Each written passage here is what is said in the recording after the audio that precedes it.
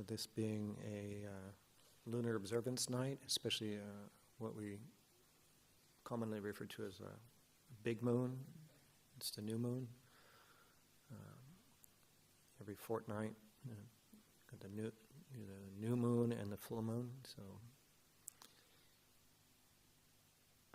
and on these evenings, we have the opportunity. The lay community has the opportunity, if they wish, to request 3 refuges and 8 precepts. So, people who are staying here as guests are automatically living within that framework.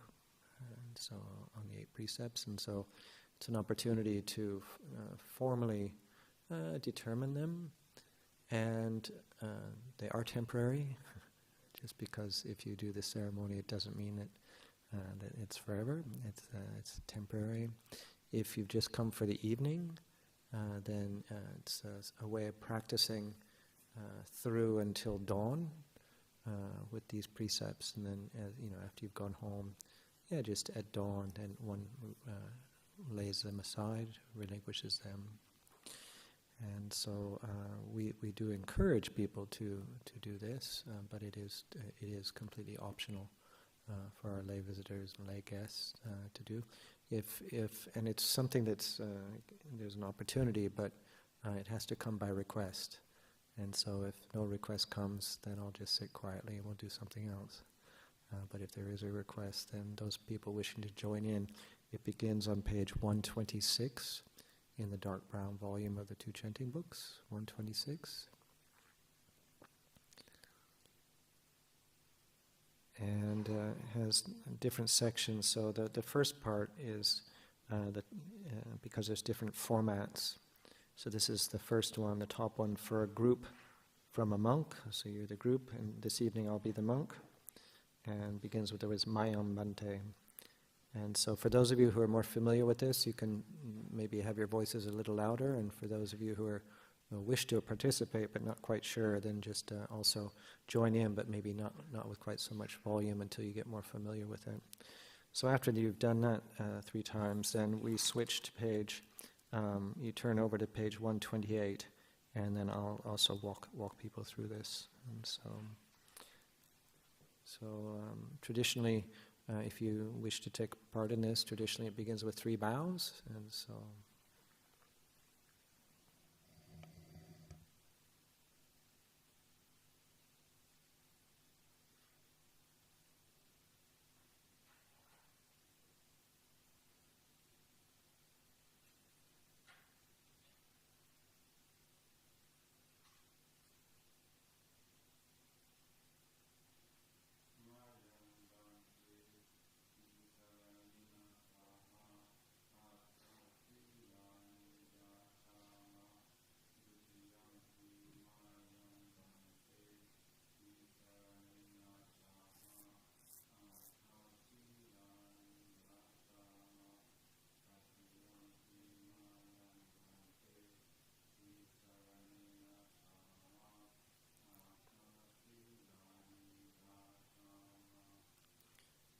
So now that the request has come, I'll chant the Namo Tassa 3 times, and then you chant 3 times.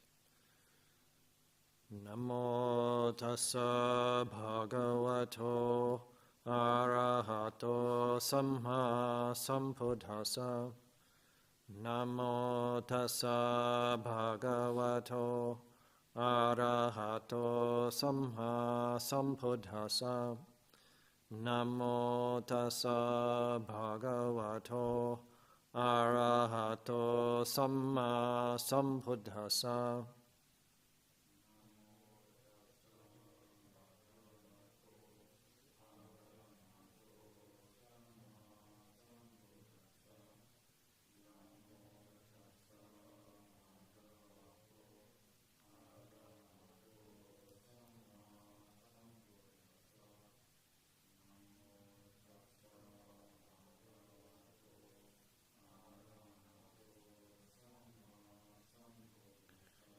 Now we do line by line.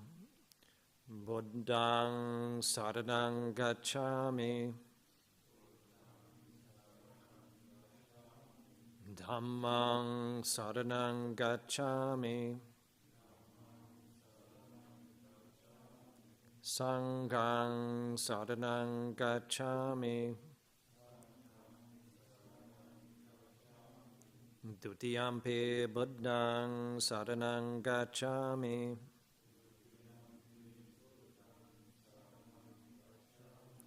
Dutiyampi dhammang saranang gacchami.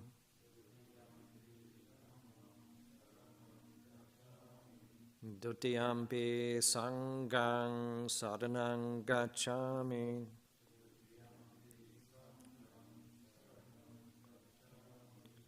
Tatiyampi buddhang saranang gacchami.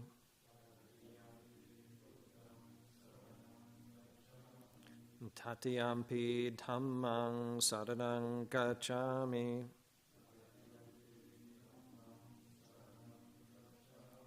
Tatiyampi sanghang saranang gacchami.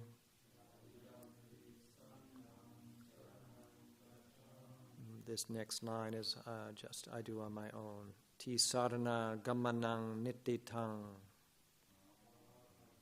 So that's just saying that you completed going for the 3 refuges, and that now we'll go into the actual precepts. And I'll do the Pali, and then you do the Pali, then I'll do the English, you do the English. Bhanatipata veramani sikkhapadang samadhiyami.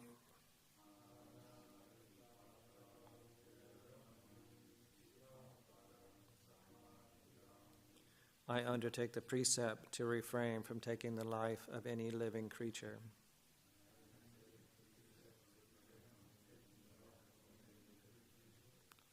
Adinna dana veramani sikkhapadang samadhiyami.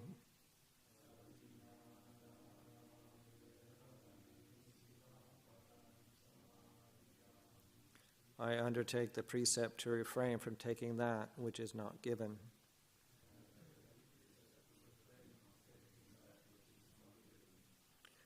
Brahmacharya veramani sikkhapadang samadhiyami.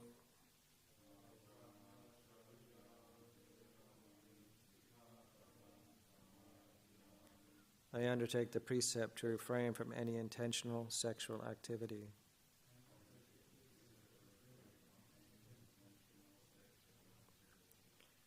Musavada veramani sikkhapadang samadhiyami.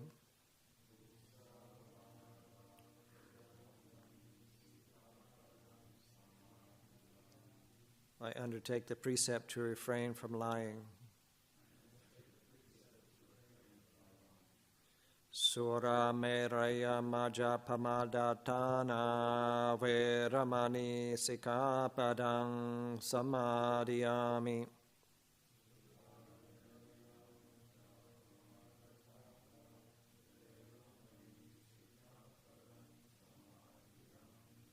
I undertake the precept to refrain from consuming intoxicating drink and drugs which lead to carelessness.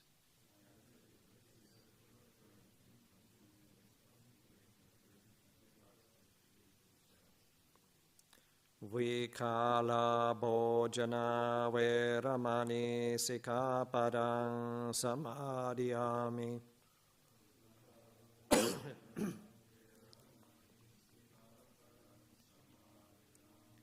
I undertake the precept to refrain from eating at inappropriate times.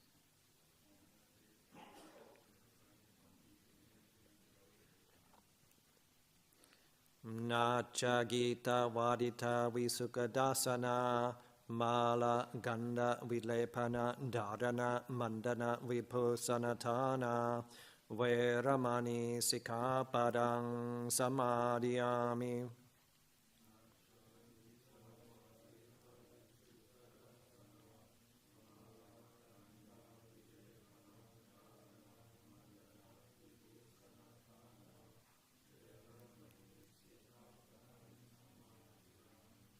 I I undertake the precept to refrain from entertainment, beautification, and adornment.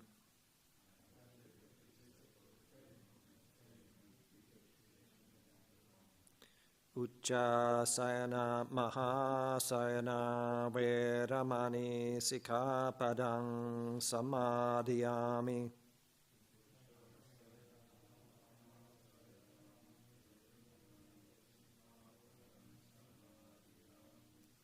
I undertake the precept to refrain from lying on a high or luxurious sleeping place.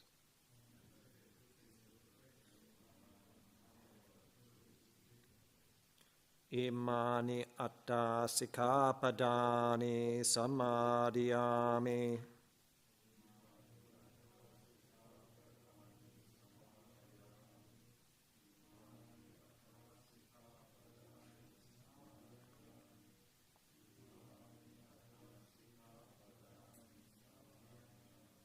Imani atta sikkhapadani silena sugatinyanti silena bhoga sampada silena nibbutinnyanti tassama silang visotaye.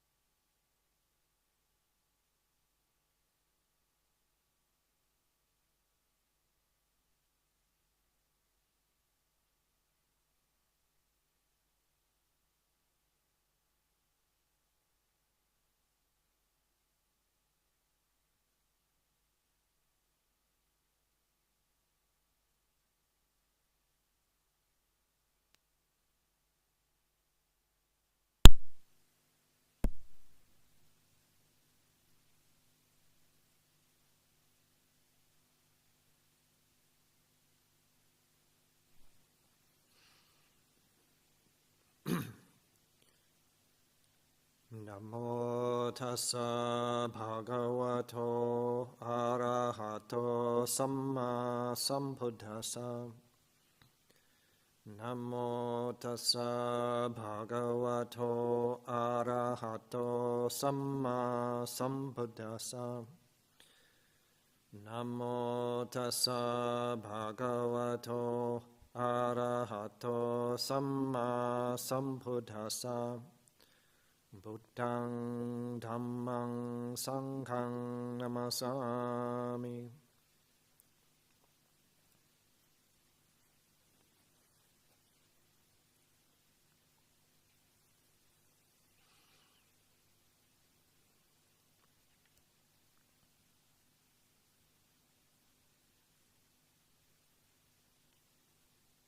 So the full moon of June, and by our Buddhist monastic calendar, that leaves 1 month before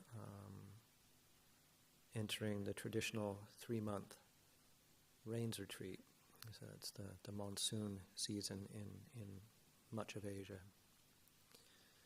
And that's a time of year where we determine to not change communities, we determine to dwell in one place, to greatly limit our travel, to put more emphasis on the study of, in particular, the monastic code, to take times of retreat. So it's a special time of year. So we have 1 more month to go, and over the next, beginning yesterday, with many people within the resident community traveling, now started to return. So over this next few weeks, the community will build back up to its normal level. And so, various people away, taking opportunities for either teaching, visiting family, visiting monasteries.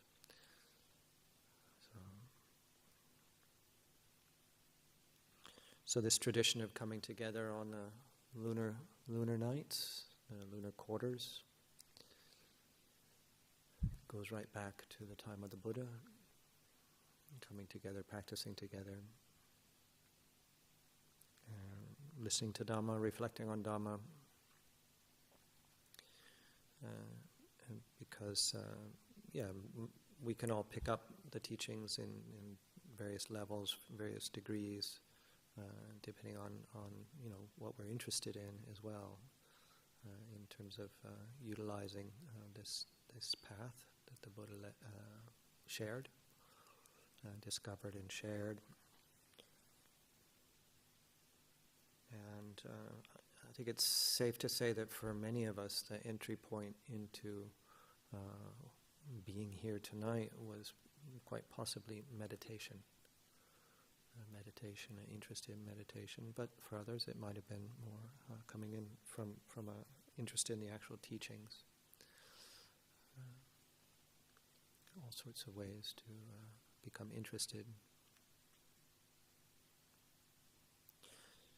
But the Buddha really, he shared a very holistic path. I think I mentioned this last week. The very holistic path of really laying out this Noble Eightfold Path. So it's an eightfold training.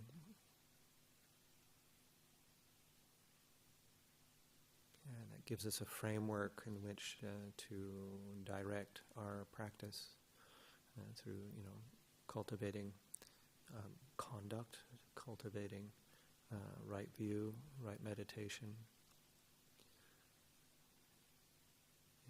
Really looking at the various aspects of what it's like to be a human being, and then using that those 8 spokes of the Dhamma wheel. So if we look at the Dhamma wheel, which is an image you see a lot in the monasteries, it typically has 8 spokes, or oftentimes it'll have four on one radius and then 8 in the other, and the 4 symbolizing the 4 Noble Truths. And so I'm not going to focus on those tonight. I thought this evening I'd reflect on a much more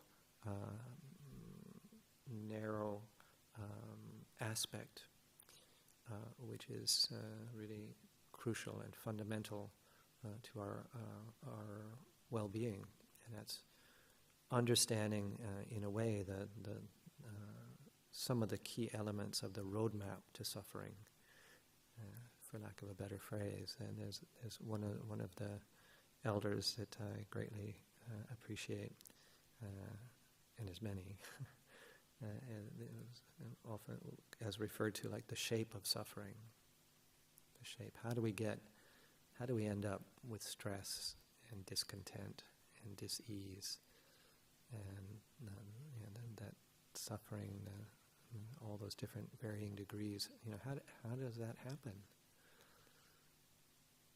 And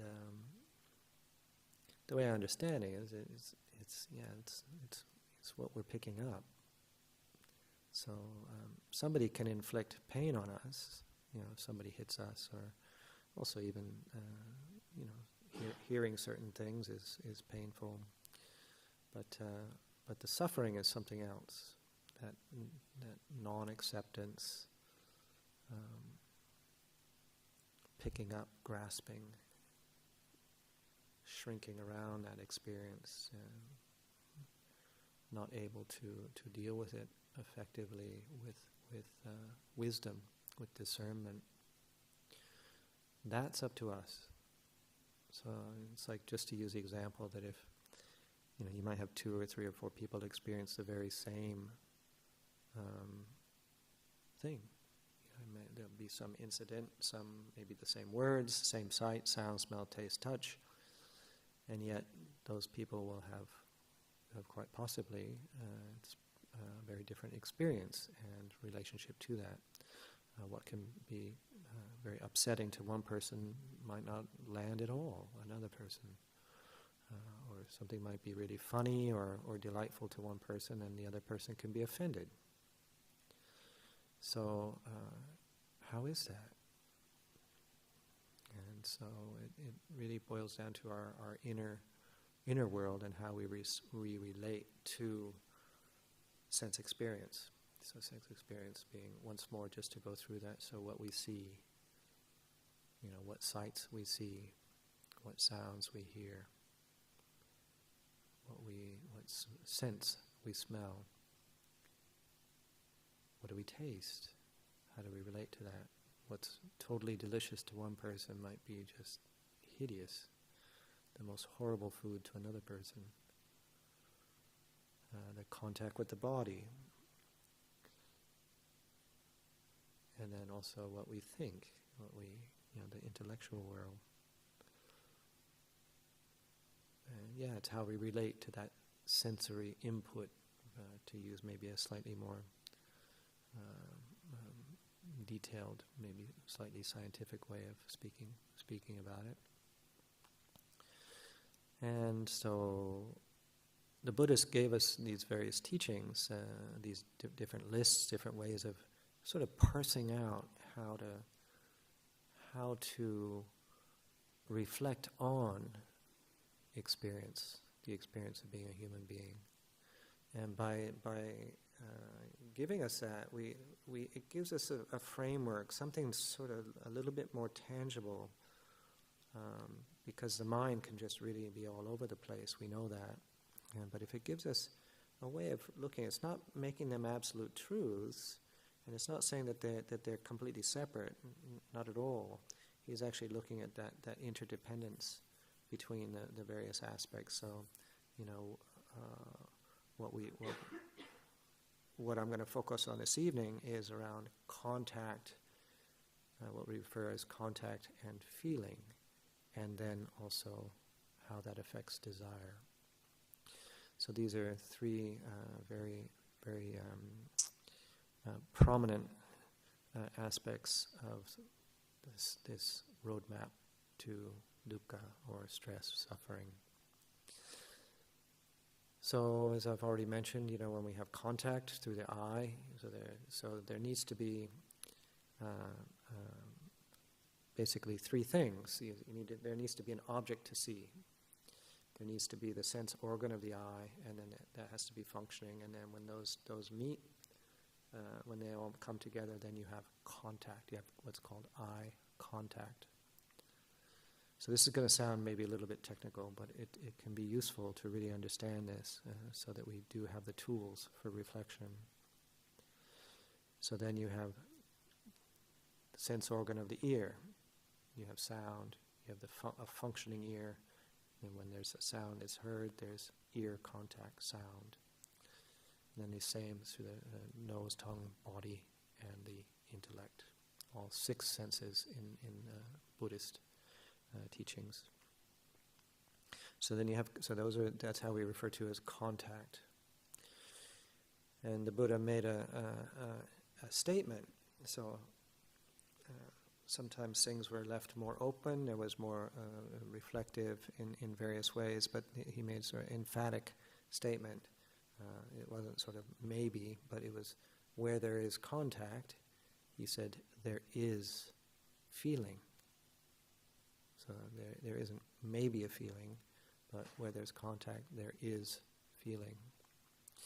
And many people find this very significant. So we can't dodge feeling. We're not trying to annihilate our ability to feel. Now, what's important within, especially in this context, when we talk about feeling in this sense, that the way the Buddha presented it, as we understand, is that feeling is just a feeling tone. He's not talking about emotions. That comes into a different category within sankhara. So it's not emotions, it's just literally the feeling tone that is experienced when there is contact. And that feeling tone there's three possibilities: pleasant, painful, and neither pleasant nor painful, just it's in that neutral zone. And so, for instance, right now, I'm feeling 2 out of 3. And so I'm feeling pain. So I've got a bit of a pain in my knee tonight, and also my right back, my sacroiliac on the right-hand side is giving me a bit of trouble today, and the top of my knee. So I'm actually feeling some pain. It's nothing severe, but I feel that. And so and I don't like pain, so strangely enough. And so it's an unpleasant feeling. But I'm also feeling neutral feeling. So when I place my attention, for instance, on my robes, like this robe cloth, on touching the skin, having contact, it's just neutral. But there is a contact. It's a neutral feeling. It's neither painful nor pleasant, but there is a contact there. So that's in the neutral zone. And also, I mean, the temperature of this room, I'm finding neither too hot nor too cold. And so that's a very neutral, but I do feel there is temperature. And so I suppose it's possible that if I look a little further, I might something pleasant. Well, through my eyes, there's pleasant contact. Seeing a room with, full of people that are intent on goodness, this is pleasant. This brings up a pleasant feeling. The Prajnaparamita statue in the background, which is in my vision, I actually really appreciate that image. I find it very uplifting. It's a good reminder. And so it's like this. So you can be feeling actually different things at the same time, all in the same moment.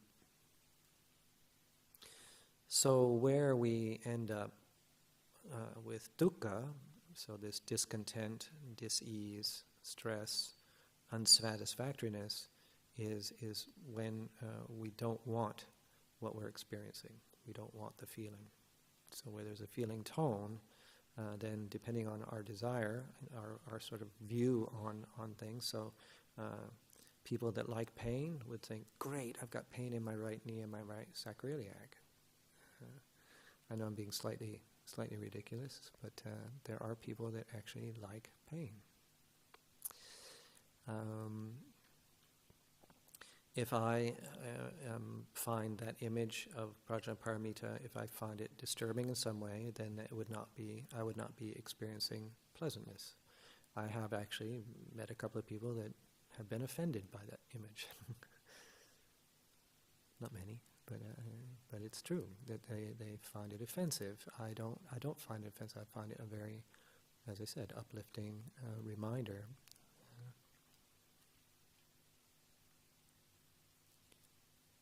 So there's the contact, there's the feeling, and then based on what we think of something, how we perceive something, what our likes and dislikes, then that is going to determine whether we find something continues to be pleasant, or whether we start maybe feeling this dukkha, this stress. Dukkha is also a word that is used for pain, painful. So there's different ways of relating to that word dukkha. So then that's where that desire kicks in. So if and some of that is just natural, organic desire, natural, nothing wrong with the desire for me to move so that I'm no longer feeling pain in my body. That's actually, if we approach that with discernment and intuitive wisdom, it's a good thing, to preserve the body. The body is impermanent, it is fragile in many ways, and so in a few minutes I probably will. I'll probably move my posture so that I sit on the other side, and so that my body, don't do any damage to my body, so it's no problem. Where the potential for problem comes in is when my mind loses its mindfulness. If I go beyond the contact, beyond the feeling, and then I get, and then beyond the natural desire into craving and tanha and ignorance. So it's ignorant desire is maybe one way of referring to that. So one reason I'm using this example is that earlier today I lost my mindfulness around this, and my mind started going down the track of, oh no, this injury, because about 5-6 years ago I had quite severe problem in my lower back, and it was an increase, it was a more intense experience of the much lesser experience that I'm experiencing now. And so I caught my mind, I noticed myself worrying, starting to worry, kind of that, I've had it in the last few months, it's been really good, I haven't had any of this pain, it's been really, I thought I was over this, I could catch my mind going down that track. Now, when the mindfulness kicked back in, fortunately, in this case, this time I was able to drop it. That mindfulness it's like an escape hatch, and often that's enough, just that mindfulness to catch ourselves falling down that rabbit hole of stress and suffering. So I'm using this as an example where it goes beyond the experience of feeling, so contact, feeling, and then it goes into starting to slip into dukkha. That unwise attention, that unmindful attention to sense experience. And we can find many examples, and so that's why we need to find our own examples to see, well, is this present? Because this is, is there dukkha or is there no dukkha? And using all this mindfulness that we've been practicing.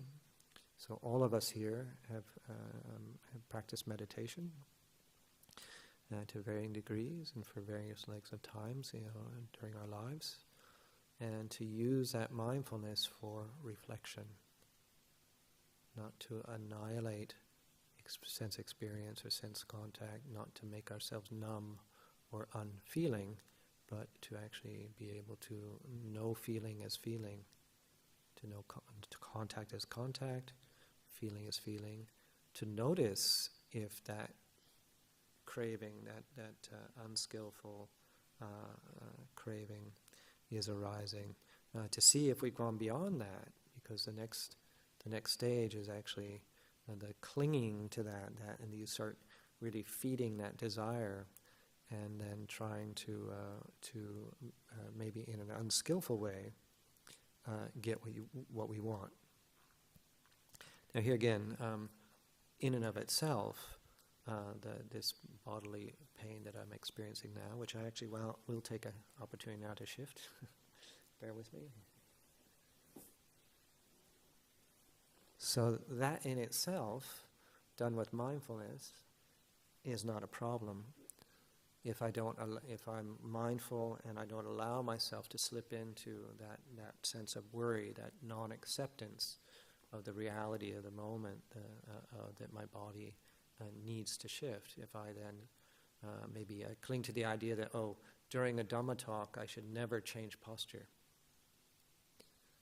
that I should never do that. I've actually been places where, to change posture halfway through a Dhamma talk, not so good. There's this kind of pressure, I need to change, but this community, nobody seems to do that. Then that's suffering. It's that sort of where the mind has hijacked the thought process. It's hijacked the experience. And I'm not saying that those communities are wrong. That's maybe just their standard, But that's where the suffering gets in. Instead of saying, well, actually, what my body needs, because we don't want to ruin the body. And I know people, I met a person years ago. I used to do a lot of retreats as somebody living in a broader community, a layman. And he was using a chair. He started using a chair in the retreats, which is no problem. But he was quite unhappy about that, because he was really, for years and years, he used to do this intense sitting meditation with full lotus position, and he could endure a lot of pain. But he did tell me a cautionary tale. He said, "Don't do that." He says, because that's how I ruined my knees. To the point where he really had really severe knee trouble, because his willpower. The way he phrased it, although it was along the lines of his willpower was more than his wisdom. And so he was encouraging me towards wisdom and not just developing willpower. So in a way we choose the way of suffering through lack of discernment, a lack of that panya, which is the Pali word which is often translated as wisdom, which I've used a few times this evening already. So for us to develop that panya, discernment, wisdom, what's what? Really understand, to really know a feeling as a feeling. And it's often said, both I think scripturally and also ever since then, many teachers have reflected that our where that between feeling and craving, that desire, that unskillful desire, self-centered desire, unwise desire, in between feeling and that is where we have the most opportunity to cut that string of events that leads us to suffering. That with mindfulness, if we develop that really strong, clear, constant mindfulness, then we feel, then we know feeling is a feeling, where there's contact, because contact's going to happen. I mean, unless we lock ourselves in sense deprivation tank, and even there's going to be some sort of contact. But if we go into extreme sense deprivation, we see, hear, smell, taste, touch, think. That's what it's like to be a human being. And aren't we lucky we have all these senses, and if we use them skillfully, relate to them skillfully.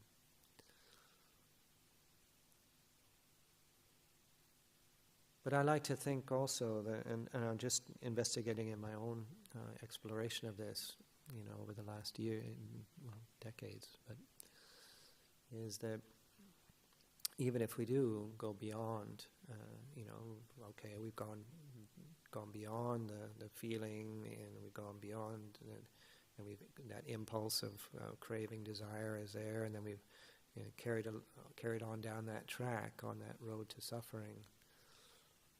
Is it no matter where we wake up, wake up to what we're doing, we can end up cutting that full-blown dukkha. So if we find ourselves, through the kind of feeding that desire, really getting into that acquisition energy of bhava, really trying to become and get. If we get all the way to that yes moment where we think we really achieved our desire, that jati, that birth moment, psychological birth, just as soon as we're aware of that, it's a bit like, I like to think of the dominoes, if you were to line up, because this roadmap in its basic form has 12 links, and I like to think of if you had 12 dominoes lined up, and let's say it goes okay, you get to contact, and then it hits feeling, and then it's gone beyond to clinging and craving, and then, but if you just take out birth, or take one out, it stops. It never gets to the last one, which is sorrow, lamentation, pain, grief, and despair, dukkha. You just need to take out one, no matter how far along you are in that. And so to not feel bad if we get beyond this contact feeling area, but take delight that we've noticed. Really think of that as a great, isn't it? That excellent, that I've seen that. And so to practice with these things and to really be using all of the mindfulness that we are cultivating, are developing. And that's the word that's often translated in our scriptural language into meditation is bhavana, which means it's typically translated as cultivation. Cultivating these tools, these inner tools, which lead us to developing this way of non-suffering. We can feel pain but not suffer. We can feel pleasure and not suffer. And you might say, what? No, when I feel pleasure, I'm not suffering. But we can suffer over pleasure. If we cling to pleasure, or if we fall into that very common trap of unwholesome effort to acquire pleasure, if we feel we need to lead our life in a pleasure zone, if we consider that as happiness, and anything other than that as unhappiness, or not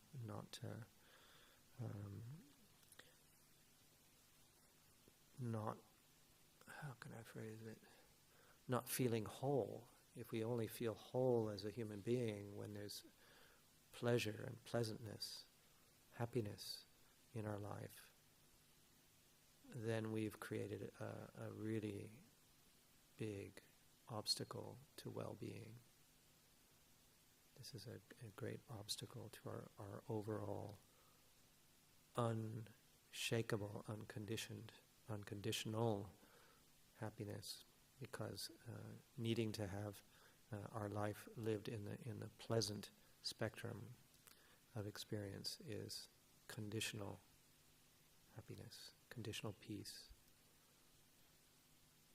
That's a huge condition that we placed on ourselves. And as the Buddha was leading us to, giving us the tools to realize for ourselves, is the unconditioned. Nibbana is an unconditional state. It's unconditioned. Nirvana, this total, unconditional, unshakable peace that he made us aware of the path that would lead to that. So this is, as I said earlier, is a little bit technical, but it's to utilize all the teachings. There's very few, as far as we're aware, very few teachings where the Buddha was just clearly or only laying down meditation instruction. But he left behind so many teachings of like this, where it really gives us the tools to reflect on experience. So it's utilizing both. It's using meditation to steady the mind, to clarify the mind, to deepen our mindfulness, to be clear enough, and as is often said in the scripture, to make the mind wieldy, so it can be directed for reflection where we need it. And so, really encourage all of us to not forget the reflective side, and not just be focusing on the tranquilizing meditation or calming meditation, but really developing that side fully, but then using that as our tool, this massive tool to enable us to reflect on experience, so that we actually realize the end of suffering, cut off that suffering. So I think that's enough for tonight, so I'll close the talk there.